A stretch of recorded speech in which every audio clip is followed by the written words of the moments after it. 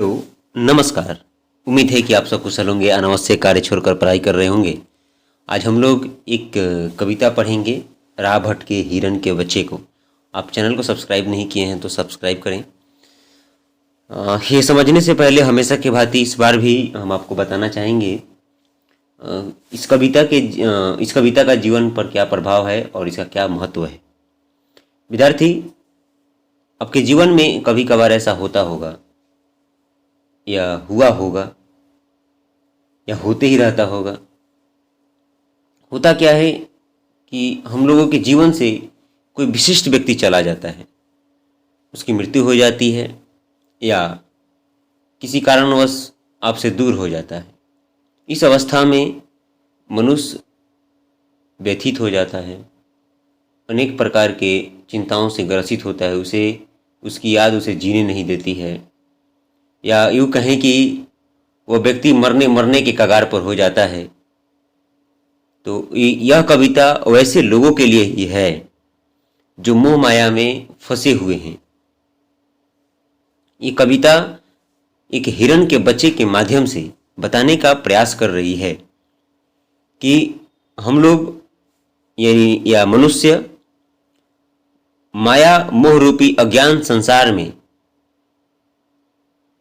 तब तक व्यथित रहेगा या तब तक उस अवस्था में रहेगा या मोह माया से ग्रसित रहेगा जब तक उसको ज्ञान न मिल जाए। ज्ञान मिलेगा या उसको ज्ञान की प्राप्ति होगी तो समझ पाएगा कि प्रकृति में बहुत ऐसी चीज़ें हैं, पेड़ पौधे हैं, नदी है, तालाब है, झरने हैं, जिसे देखकर मनुष्य खुश आनंदित हो सकता है और अपने जीवन को सुखमय बना सकता है। तो ये समझना होगा। तो चलिए, हाँ, ध्यान में रखिएगा। ये जो कविता है राह भटके हिरन के बच्चे को, इसके कवि अपने भारत के नहीं हैं बल्कि वियतनाम के हैं। डॉक्टर नी इसमें लिखा हुआ है, डॉक्टर नी। इसको हिंदी में, वियतनाम एक देश है विद्यार्थी, आप 10वीं क्लास में और डिटेल से अध्ययन करेंगे या आपको कोई गुरुजी 8वीं क्लास में अच्छा से बताए होंगे। अनुवाद, इसके हिंदी में अनुवाद राजेंद्र प्रसाद मिश्र किए हैं। तो आप ध्यान में रखेंगे, राह भटके हिरन के बच्चे एक बोल सकते हैं कि भारतीय कविता नहीं है और इसके हिंदी में अनुवाद किया है राजेंद्र प्रसाद मिश्र नाम के व्यक्ति। तो चलिए समझते हैं कि किस प्रकार हिरन के बच्चे के माध्यम से मनुष्य को क्या संदेश देने का प्रयास हो रहा है। जाड़े की रात पहाड़ पर रो रहा है एक हिरन, खेल में मदमस्त भटक गया है राह, वह नन्हा हिरन, उसके लिए बहुत दुखी हूं मैं, उसकी दो खुली आंखों में वेदना है कितनी। लेखक महोदय एक हिरन के बच्चे को देख रहे हैं जो अपनी मां से बिछुड़ गया है और उसे देखकर इनको बहुत दुख हो रहा है। ऐसा लग रहा है कि वो कितना कष्ट में होगा वो हिरन का बच्चा। हिरन के छौने रे हिरन के छौने, या छौने का मतलब उसका बच्चा है, हिरन का बच्चा। हिरन के छौने रे हिरन के छौने, रो मत सो जा आराम से, जरूर मिलेगी तेरी माँ तुझे, जा सो जा। ये अपने से ढाढ़स बढ़ा रहे हैं कि जाओ तुम अब सो जाओ, तुम्हारी माँ जरूर मिल जाएगी।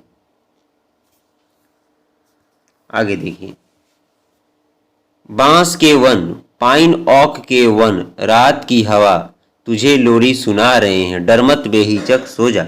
यह बताने का प्रयास हो रहा है कि एक आदमी चला गया है, तुम्हारी माँ खो गई है, तो तू जा। प्रकृति की बहुत ऐसी सुहावनी चीजें हैं जो तुम्हें क्या कर सकती है, आनंद दे सकती है। वो जो तुम्हारी माँ लोरी सुनाती है वो क्या होगा, उस लोरी के माध्यम से बांस के पत्ते हिलेंगे और तुम्हें गीत सुनाएंगे और तुम आराम से सो जाएगा।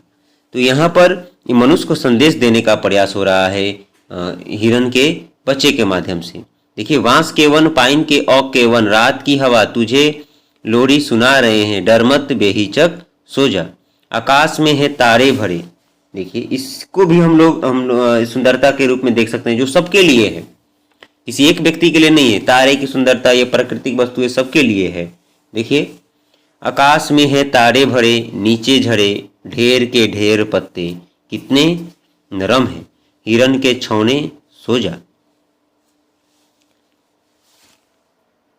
सो जा सुबह तक सूरज उगेगा, उसकी सुनहली किरणें छुएंगी जंगल के पत्तों को, मिल जाएगी तुझे तेरी माँ, रो मत नन्हे हिरन। यहाँ पर यह भी बताने का प्रयास हो रहा है कि सो जा सुबह तक सूरज उगेगा, मतलब आपके जीवन में जो कष्ट आया है वो अधिक दिनों के लिए नहीं है, सुबह होगा, शाम के बेला है, रात हो गया है, तुम कष्ट में हो तो तुम, या ये भी कहा जा सकता है कि आपके जीवन में जो अंधकार है वो अंधकार एक ना एक दिन खत्म होगा। तू परेशान मत हो, तू व्यथित मत हो, तू आगे बढ़, तू जिंदगी जी। जो तुम खोया है उसी रूप में कोई ना कोई आएगा जो तुम्हें जीवंत रखेगा और तुम्हें ठीक करेगा। और जीवन में विद्यार्थी याद रखना चाहिए कि प्राकृतिक वस्तु से लगाव रखना चाहिए। इससे होता क्या है कि मनुष्य अपने दुख दर्द को किसी अन्य के साथ शेयर नहीं कर पा रहा है तो प्राकृतिक वस्तुओं को देखकर अपने आप को आनंदित प्रफुल्लित कर सकता है। तो उम्मीद है कि यह कविता आपको समझ में आई होगी। बहुत बहुत धन्यवाद। Thank you.